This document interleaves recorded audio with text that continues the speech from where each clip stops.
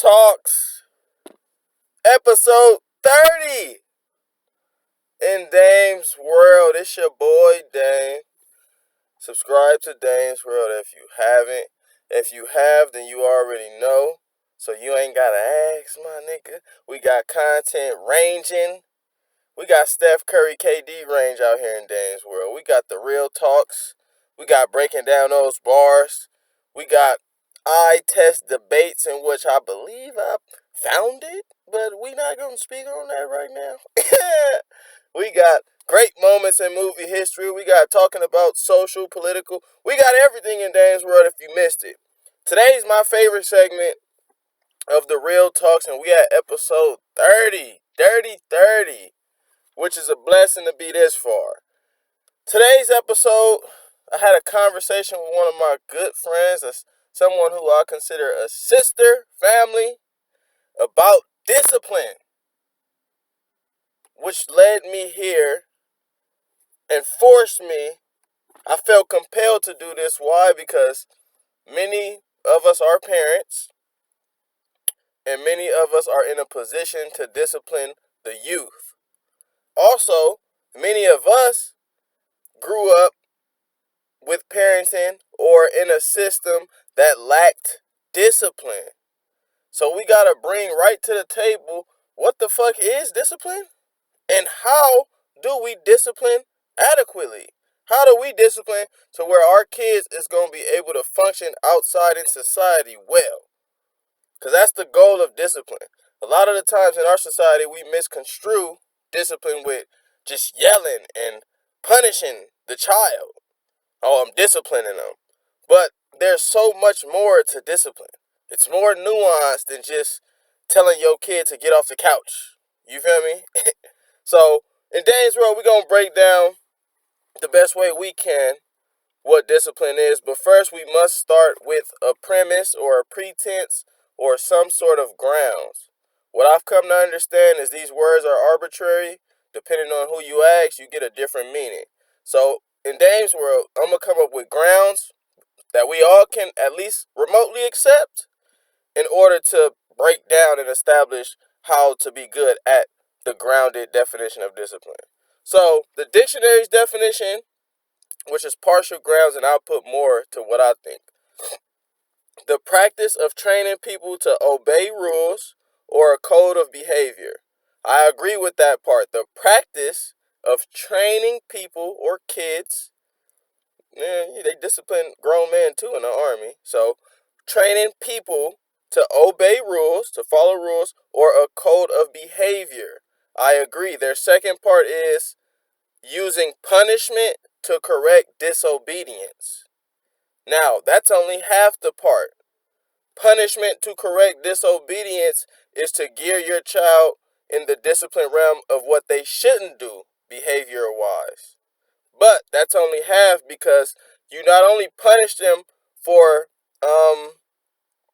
you not only punish them to correct disobedience, but you also must reward them when they are being obedient and when they are abiding by the rules and behaviors in which you want them to, right? So for example is they don't brush their teeth. The punishment could be, okay, well, you don't get no snacks today. You forgot to brush your teeth. Today, no snack for you. That's a negative reinforcement to the action at hand. When you do that, the child now is aware and attaches that negative reinforcement to that action in which they just did. That's how they better learn from their mistakes. You don't just give them the punishment without attaching the negative reinforcement as well as explaining why they just got the negative reinforcement. And in reverse, when they do brush their teeth, oh man, good job. Now you can get us, you know what I'm saying? You open up that positive reinforcement when they do follow the codes. Therefore, they'll have the initiative to do it when you're not around. And that's what discipline means entirely. When you ain't around, they following and abiding by these codes that you instilled in them because you were a good disciplinarian. Right? That's first. That's the first premise. It's the practice of training people to obey rules or a code of behavior using punishment to correct disobedience. That's the dictionaries. The added addition from Dames is or using praise or a gift as a positive reinforcement when they do abide by your rules and your codes.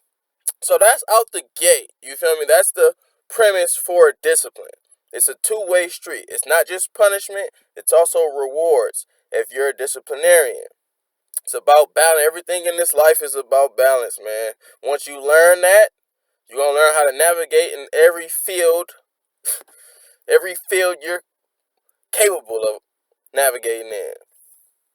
And the next point I have, they have to come with a lesson. They have to come with a lesson.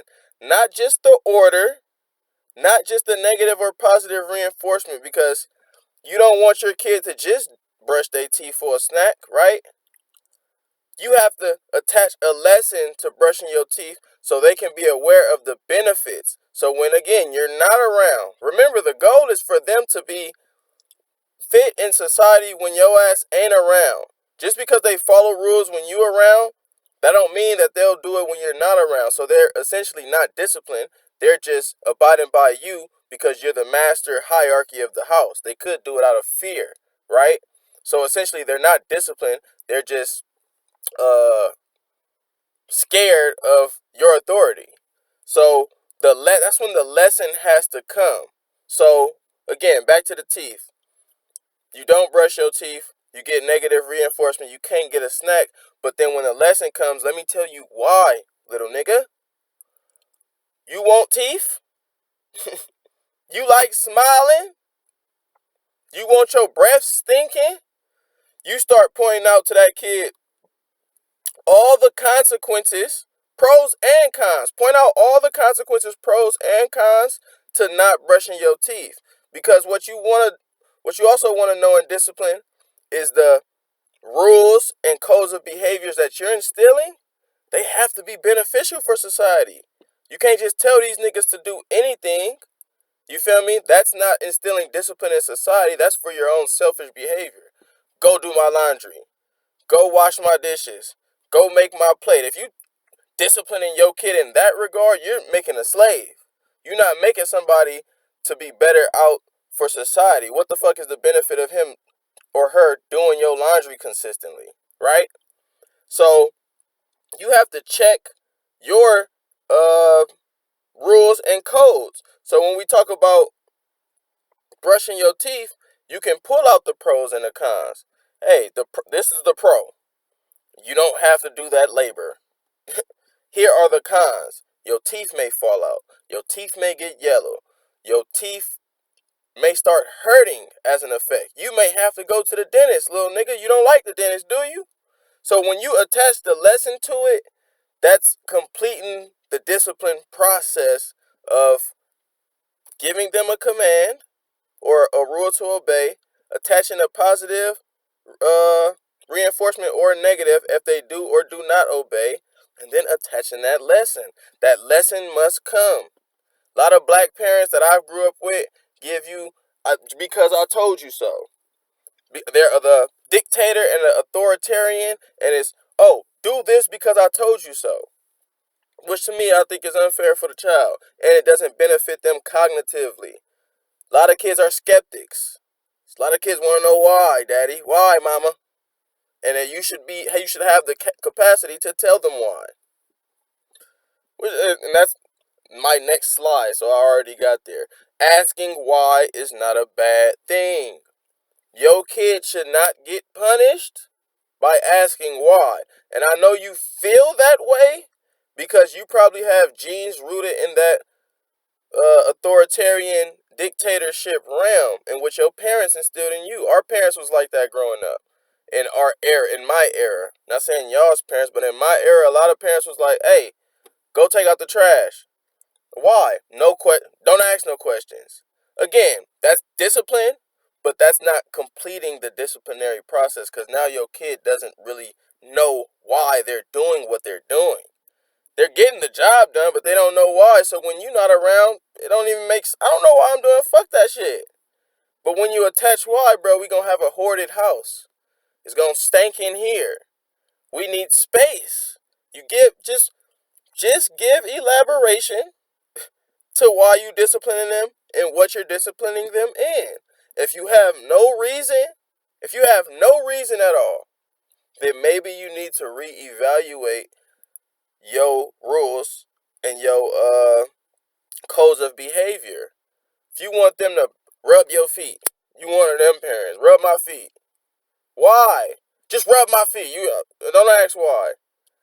Maybe you need to scrap that as a method of discipline for your child.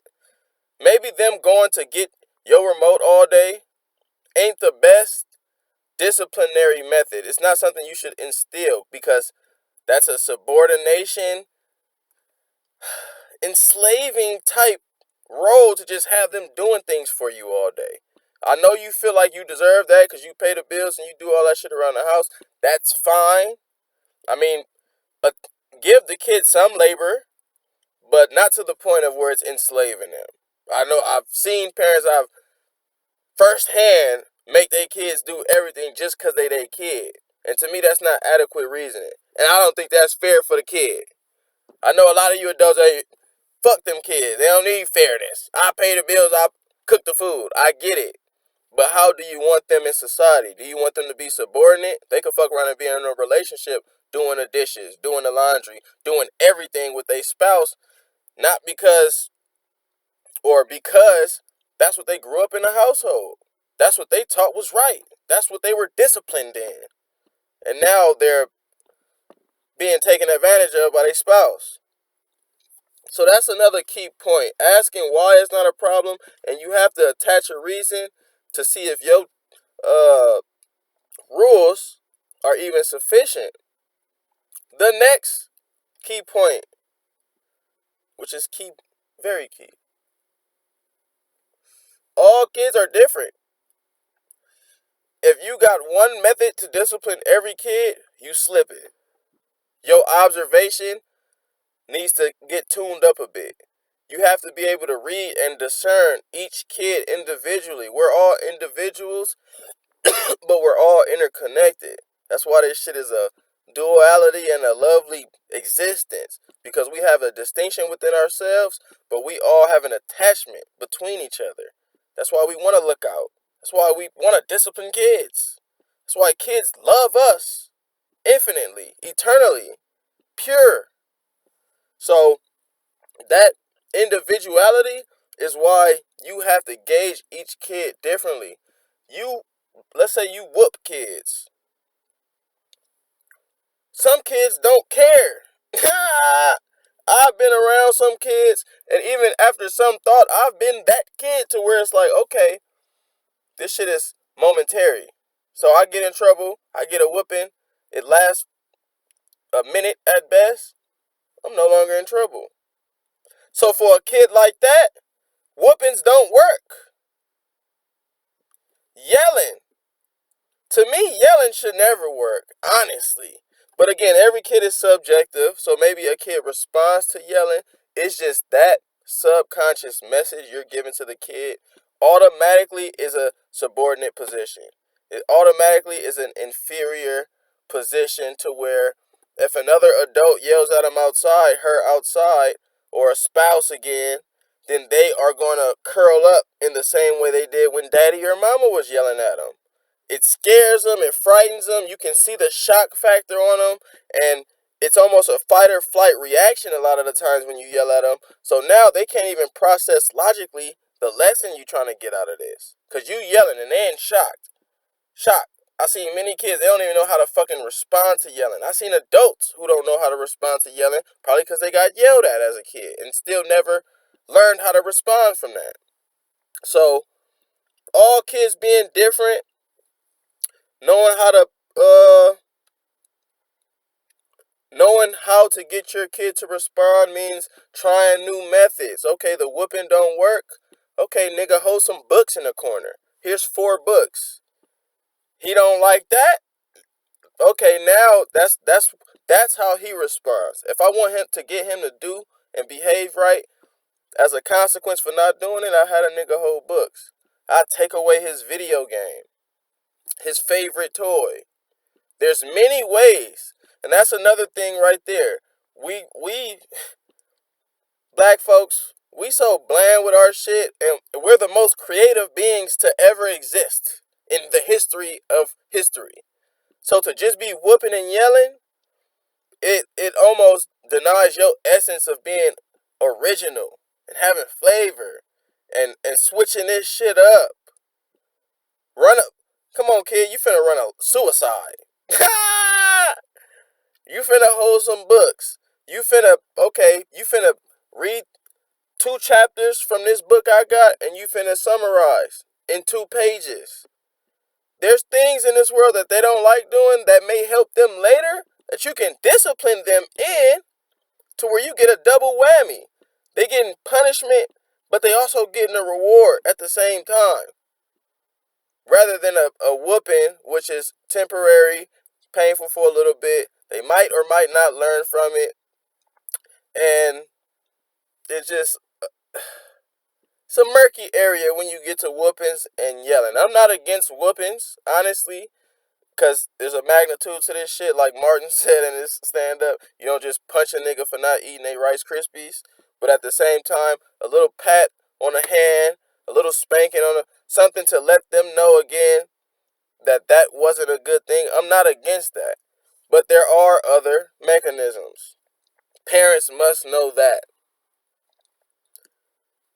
Another thing, discipline is not just your, well, I've been drilling this in the video, but we have to drill it. Discipline. You discipline a certain way, and your kid is getting disciplined in a certain way. Meaning, discipline is not just your reaction, but it's also what they're having instilled in them through your reactions. So, always remember what the main goal is: to instill good behaviors and to remove bad behaviors. Not just to get the kids off your back. A lot of y'all discipline kids because they annoy you, because they're getting on your nerves, because they're triggering you. See, now I'm hitting the sweet spots, huh? A lot of y'all parents, until y'all had kids, y'all didn't even know y'all got triggered like that. Damn, my kid is annoying me. My kid is triggering me. My kid is making me angry. But now you in this position, again, you a student too. You're not just a disciplinarian teacher. You a student in this game. So when your kid is doing this, you have to figure out, strategize how you can no longer react to these triggers. How you can no longer be angry, because some of y'all, when y'all get angry, y'all hit things. So some of y'all just hit y'all kid when y'all angry. Problematic. And then again, like I said, it's the habit that's being instilled. If you whipping your kid because they're annoying you, but they're not doing anything wrong in the realm of disciplinarian, like playing. Kids play sometimes, a lot. They play a lot. That's what they love to do in this world. Have fun. Go figure. So your kid loves to play and you're doing something and they're distracting you with their playing and you decide to yell at them, that's bad discipline. Because there's no lesson attached to that. Subconsciously it's saying, damn, I can't play. So the con to that is you got a kid moving around all feeble in the world. And I think black people subconsciously, we've inherited that behavior to where we get whoopings and yelled at, and our authoritarian comes straight from the house first, to where shit, I'm scared to ask motherfuckers if I could go to the bathroom. They gonna say no. My mama said no all day. So how the fuck am I supposed to, you know what I'm saying? So you gotta really hone in on what you're disciplining your kid to learn.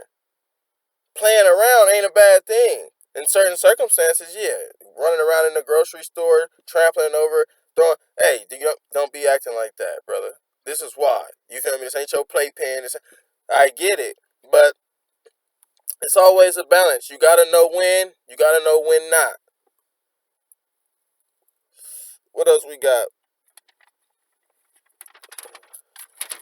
Oh, we got another final footnote I wrote. And this is easily the most important. easily the most important, because actions speak louder than words. That might be a adage, aphorism, and axioms episode. But be it that actions speak louder than words, when you discipline with words, it is okay. And then you do the positive, negative reinforcement, then the lesson. But what you must do, and this is going to kill some of y'all parents, because now this is going to put you at the burden of duty, nigga. Practice what you preach, nigga. Practice what you preach. These kids, before they hear and receive the message, they see and receive the message. They're kinesthetic learners. So daddy doing push-ups, your kid gonna start hitting push-ups. He sees that and he observes that. You're his first superhero. You're her first superhero out to this world. So mimicry, that's something that they love to do, especially between that 2 to 1 to about 7, 1 to about, and they still mimicking. When they really attached and they love what they got, they'll mimic your ass forever. But really impressionable between that 1 and 9 stage, I want to say.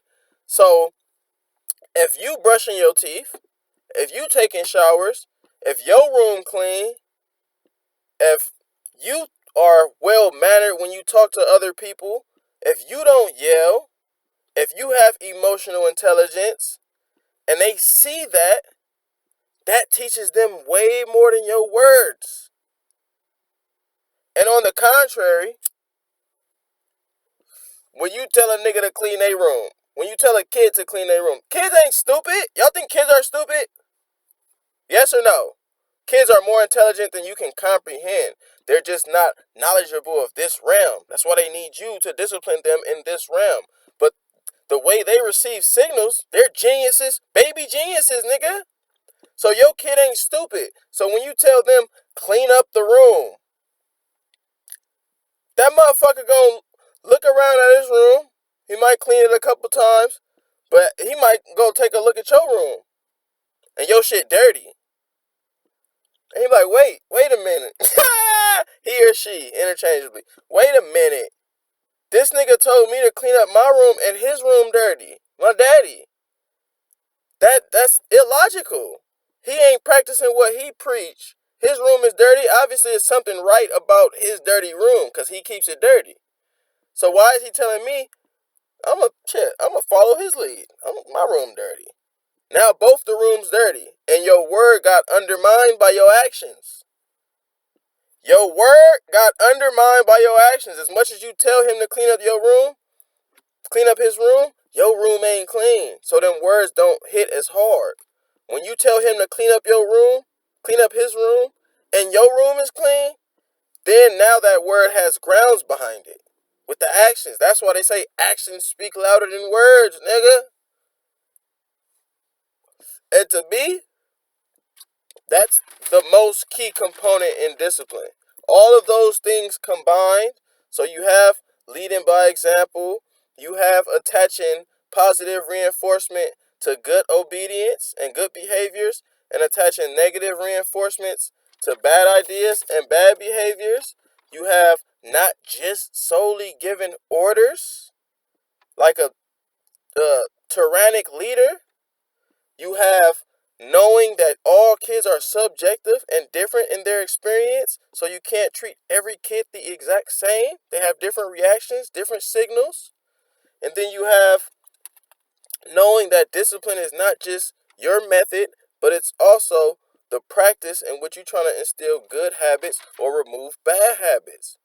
So all that wrapped in ties into being a adequate disciplinarian. And as a consequence, more often than not, you're going to be a proud parent, proud guardian, because you did your job. And now how that manifests is there somebody in society who can function. And it's another key point. I forgot, omitted, but I got it back. Another key point when it comes to discipline. There's fields of discipline. Your child may be disciplined in one realm, and 4 other realms they not disciplined in. For example, you taught your child vehemently brush their teeth, wash their face, clean they, you feel me, bottom area, make sure that they're groomed well. You taught them that. But your child is probably an only child, let's say. So they don't have the nature to get social encounters as much. So when they get around other kids, they be hitting them, they be talking shit, they don't know how to interact with kids, right? That's another realm of discipline, social engagement. Let me see if I wrote some of it. I thought I wrote some of this shit down. I thought I made a list. I must have forgot. But you have grooming. You have keeping them clean. You have knowing how to interact with other people. You have talking to adult figures or people who are in a higher position of choice than you at the moment when you're talking about kids. You have disciplining them in emotional intelligence, which I see no parents do. You don't justify anger from a kid all the time. You tell them why they got angry and how they can control it. So having discipline and emotional intelligence is key. Another realm, having discipline in thought control. Somebody's thoughts are all over the place. You see your child is struggling in the mind, then you have to, if you have that capacity, because again, it's hard to discipline people in shit that you're not disciplined in. It's hard to teach your kid about emotional intelligence if you have no emotional intelligence. So all those things can be taught, but at first you have to really step your game up. As a parent, a parent has already out the gate like 12 jobs. Out the gate. Healer, cooker, provider, nurturer, fucking babysitter, uh, teacher, PE coach. Like, you got all these roles and all these jobs. So now you in a position to where you have to keep on working on yourself so you can help that little one. If you really into this parenting shit, if you really into grooming and putting that seedling in the next generation. If not, you're just gonna you're just gonna raise your kids, and some people are just there. Some parents are just there. Shit, I watch them, and the niggas growing, so I'm doing a good job. But that's how kids get no discipline. That's how kids learn the least. And as black people, I think it's important, black, brown, specifically black, because we've been deconstructed to be uncivilized. We've been trained to have no structure. We're the beast of no nation, essentially. That's how they train us. So, learning discipline and structure has to be requisite in these black households now. The time is now for us to be disciplined in certain areas. Even when it comes to labor, fields of labor, you see every culture dominating a certain realm in the field of labor. The yard, Mexicans dominate that. Dominate that. Nail salons, Asians dominate that. There's fields of labor in which you can thrive in society, in which other ethnicities dominate in. Corner stores, you know who run the corner stores. Mainstream stores and white folk, everybody got a piece of the pie, but black people, we don't have a laborious task in which we can offer in America, in which people can come to. None. So disciplining your kids in gardening or something like that. I'm disciplining myself in a lot of things because I realize I've had none. So it's hard for me to just give people things that I don't have. So a big part of this, you're a disciplinarian, step your game up. Don't be scared. Practice what you preach. And that's 29 minutes, 30 minutes. I'm rambling. I hope I covered my point. The topic is discipline. Anybody watching this, you could be better. If you feel criticized, that's just your ego uh, feeling uncomfortable about something that may be true. You know what I'm saying? The ego hates truth for some reason, but the spirit yearns for it. So if you tap into this energy, it won't hurt you to tell you that you need to step your game up. Because your energy always want to fucking ascend. Your ego, though, is clouded by insecurity and distortion. So if it hurts you to tell you that you need to step your game up, then maybe you need to check your ego at the door in order for you to step your game up. It's your boy Dane, man. Let me know your thoughts, your comments. Discipline, Real Talks episode 30. Fire. I heard what I said, so I know what I said, and I know that it's fire, nigga. So we gonna keep them coming. Next Sunday we gonna hit y'all with another one, probably a adages, aphorisms, and axioms episode. But also more content on the way, varying from all angles, my nigga. It's your boy Dane. Peace.